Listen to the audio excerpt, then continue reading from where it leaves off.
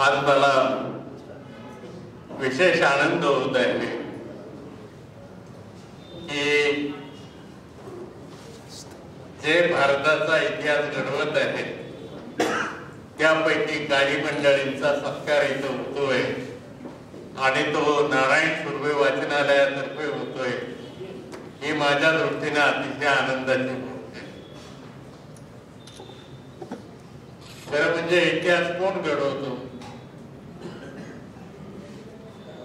आपल्याकडे नेहमी असं सांगितलं जातं की राजा, त्याचं सैनिक, त्याची शस्त्र ही इतिहास घडवत असतात, पण इतिहास ते घडवत नसतात.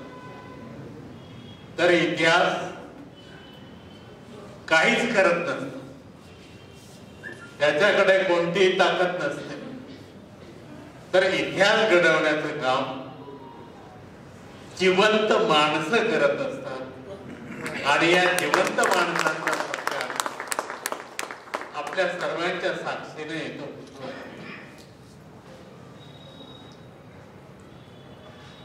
आता ज्यांचा आपण सत्कार केला आणि या सगळ्या मंडळींचा त्यांचा सत्कार केला, हे त्यांच्या क्षेत्रात आपल्या कुवतीप्रमाणे आणि आपल्या क्षमतेप्रमाणे काम करत आहेत. याबद्दल त्यांचं जेवढं कौतुक करावं तेवढं कमीच आहे.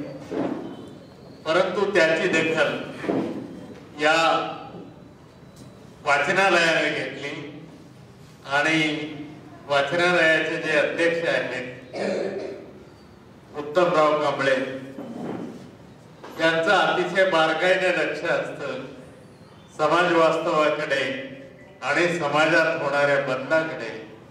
त्यामुळे त्याने नेमकी माणसं हेरून काढली आणि त्यांचा सत्कार आज या ठिकाणी केलेला आहे.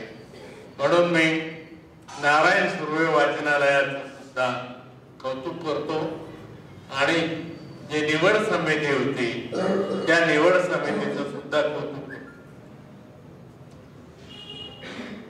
आज आपल्या समोर असा शाहीर आहे की ज्याने महाराष्ट्राला सामाजिक आणि राजकीय भान दिले. मी गेली अनेक वर्ष त्यांना ऐकतो आहे आणि तळागाळातून आलेल्या लोकांचं प्रतिनिधित्व करणारा एक साहित्यिक आणि कलावंत म्हणून त्यांच्याबद्दल माझ्या मनामध्ये नेहमीच एक उत्सुकतेची भावना पण असते आणि आदराची भावना पण असते. ते माझ्यापेक्षा वयाने कमी असले तरी, कारण माणसं वयाने मोठी होत असतात ही जरी खरी गोष्ट असली तरी कर्तृत्वानं मोठी होणारी माणसं इथं फार थोडी आहे. मला आठवतंय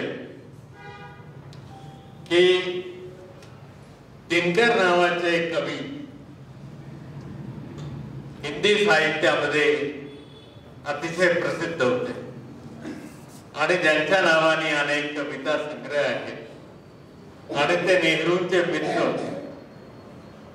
नेहरूंनी त्यांना राज्यसभेवर पण घेतलेले होते. हे दिनकर म्हटलं तर तसे मार्क्सवादी होते आणि नेहरू हे डावीकडे झुकणारे पंतप्रधान असल्यामुळे त्यांच्याबद्दल दिनकरांच्या मनामध्ये एक आदर. आपलं सर्वांचं भाग्य आहे की नेहरूंच्या सारखा एक कलासक्त, विद्वान आणि संपूर्ण जगाच्या राजकारणाला ओळखणारा आणि त्याला एक दिशा देणारा नेता आपला पहिला पंतप्रधान झाला, हे आपलं भाग्य. आता ते भाग्य उरलेलं नाही, परंतु त्यांच्याच पायावरती भारतीय राजकारणाची ही सगळी इमारत उभी आहे. नेहरूंना कविता फार आवडत म्हणून ते दरवर्षी या दिल्लीच्या लाल किल्ल्यावरती एक काव्य संमेलन घेत असत आणि ते स्वतः तिथं उपस्थित राहत. इंदिरा गांधी पण त्यांच्या बरोबर असत. तो एवढा कलासक्त असा पंतप्रधान, भारताचा पहिला पंतप्रधान.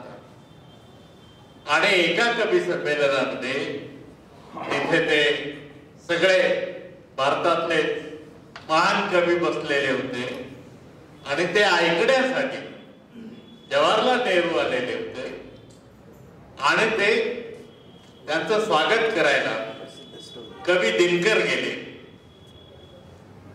कवी दिनकर गेलेले असताना त्यांनी त्यांचं स्वागत केलं आणि ते पायऱ्या चढायला लागले.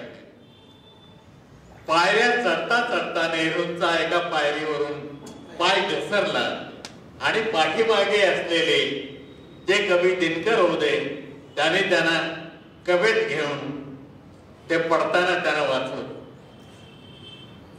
त्यावेळेस नेहरू तिथं उभे राहिले आणि दिनकरांच्याकडे बघत असं म्हणाले की दिनकर, जसं तू आज मला सांभाळलं पडताना, तसं ज्यावेळी हा देश संकटात येईल, या देशाचं राजकारण संकटात येईल, त्यावेळी त्याला वाचवण्याची जबाबदारी तुम्हा सर्व कवींची आहे, सर्व साहित्यिकांची आहे आणि ते तुम्ही कराल असं मला मनापासून. असा हा पंतप्रधान होता आणि असे हे कवी होते. आज ज्यांचा आपण सत्कार केला ते सत्कार मूर्ती दिनकरांच्या सारखेच कवी आहेत आणि ते या देशाच्या राजकारणाला वाचवण्यासाठी आणि या देशातल्या सामान्य माणसाला वाचवण्यासाठी आयुष्यभर प्रयत्न करत राहिलेले आहेत आणि म्हणून त्यांचा सत्कार आज सार्थकी लागले. या सर्व मंडळींना जो सत्कार सुर्वे वाचनालयाने केला, त्यामुळे खरं म्हणजे सुर्वे वाचनालयाचंच महत्व वाढलेलं आहे. असे हे सर्व सत्कार मूर्ती आहेत आणि त्यामध्ये महत्वाचे जे सत्कार मूर्ती आहेत ज्यांचा आपण आता सत्कार केला ते आहे. मित्रांनो, असेच साहित्यिक आपल्याकडे निर्माण व्हावे आणि समाजाला बदलवण्यासाठी पण समाजाला घडवण्यासाठी सुद्धा कार्यरत असावेत. अशा प्रकारची एक भावना माझ्या मनात आहे आणि ती भावना आजच्या सत्कार मूर्तींनी माझ्या समोर ठेवलेली आहे.